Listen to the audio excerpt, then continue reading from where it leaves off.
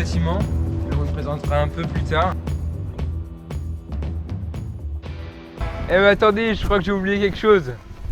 Eh les gars, cette cabane on a mis du temps à la construire, donc lâchez un maximum de pouces bleus et surtout n'hésitez pas à vous abonner parce que pour nous c'est ultra reconnaissant. Et puis allez, on passe à la vidéo. Maintenant on va passer à on va dire notre deuxième cabane, même si au final c'est la même. Mais la méthode de construction n'est pas la même, vous allez le voir. C'est comme une sorte d'extension. Donc déjà on est parti sur une base de palettes. Donc ici, vous pouvez voir que tout repose sur des dalles comme ça. Donc en dessous, bah, c'est que des fondations.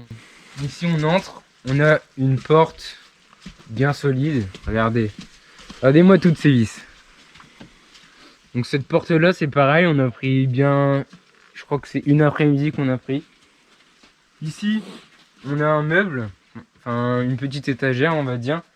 Pour tout simplement, si on veut faire une soirée tranquille ou on pose une télé ici, on s'assoit sur le canapé ici, et puis bon, on peut mettre bien 3 personnes, je vais dire. Ici, on accède au salon. Ici, il y a un petit bureau pour mettre un ordinateur ou travailler quoi, sur les montages notamment, bien sûr. Là, on a une fenêtre donnant sur le barbecue. Ici, on a les rallonges. Les rallonges, pourquoi? Tout simplement, on a une table ici où on peut directement mettre les rallonges ici. Donc, démonstration. Hop. On enfile ça comme ça. Normalement, ça coulisse pas trop mal. Ici, on a un immense canapé qui fait bien 3 mètres. Là, pareil, pour la sono et pour mettre à manger comme les glacières et tout ça.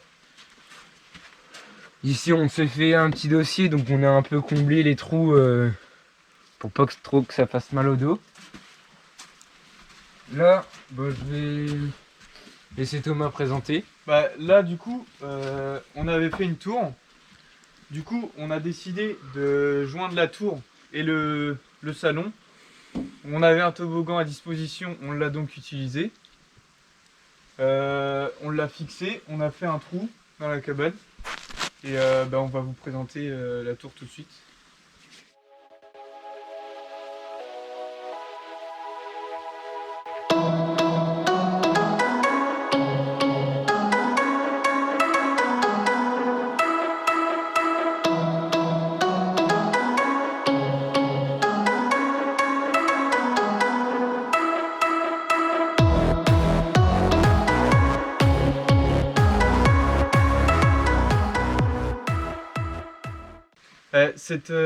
Ce salon, il doit faire environ 20 mètres carrés, donc c'est déjà une bonne superficie pour ce qu'on a fait.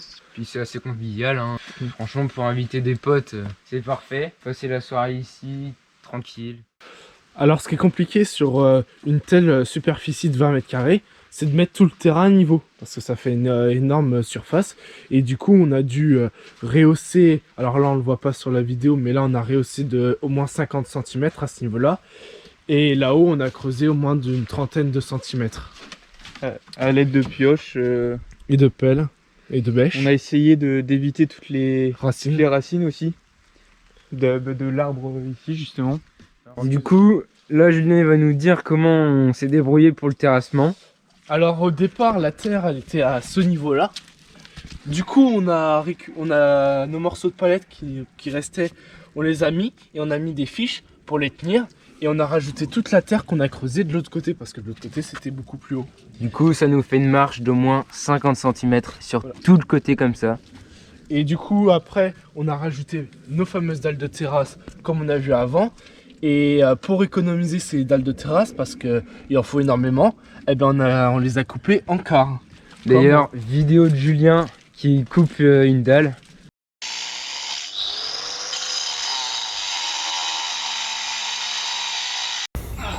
C'est le parping.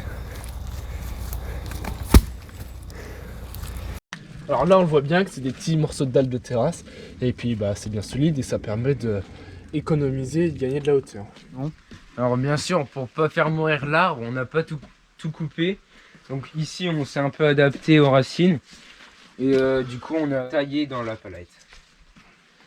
Maintenant, je vous laisse me suivre dans la tour. Ouais. Bon, du coup, là, on va un peu découvrir la tour. Donc la tour qui sert de dortoir. Cette tour-là, on a mis, comme je disais, une semaine à la faire. Après, il y a tous les éléments comme cette porte qui va s'ouvrir maintenant. Une porte qui a un peu les allures de guillotine. Bon bah, je vous laisse me suivre. Hein.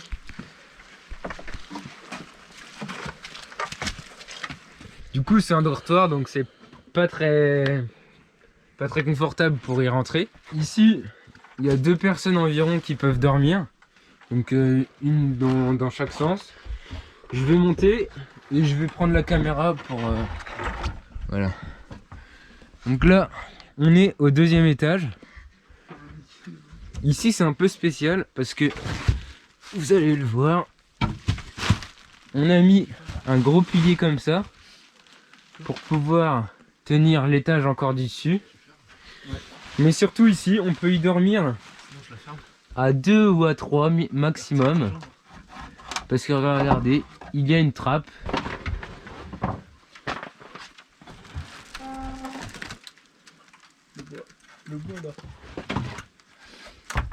Voilà, et donc cette trappe, elle est solide grâce à des charnières comme ça.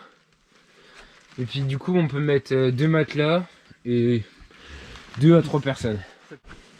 Donc pour le dernier étage, on est sur 3 palettes, donc du 2 sur 2 pour dormir. Tout simplement, hop, on avance cette traverse là, il y en a plusieurs, voilà, comme celle-ci. On met un plancher qui est amovible, et puis comme ça, bah, on peut mettre 2 matelas, voire 3, et puis dormir facilement à 3. Ensuite, pour le toit, on a une disposition qui va ressembler très fortement au futur toit du salon, mais en miniature. Donc, on a un pilier comme ça de ce côté-là. Et regardez, ici, on a le même. On a du coup une traverse. Et ensuite, on a tout ce qui forme un peu les gouttières, on va dire. Et la bâche au-dessus. Ça permet d'avoir une cabane totalement étanche. Et puis bah c'est ce qu'on veut, hein. De toute façon on veut pas que ça. On veut que ça tienne pendant des années et des années, ça. Pour les chiffres de la cabane, cette tour-là, elle compte au moins une 50aine de palettes. Des vis, on a dû en utiliser au moins 500.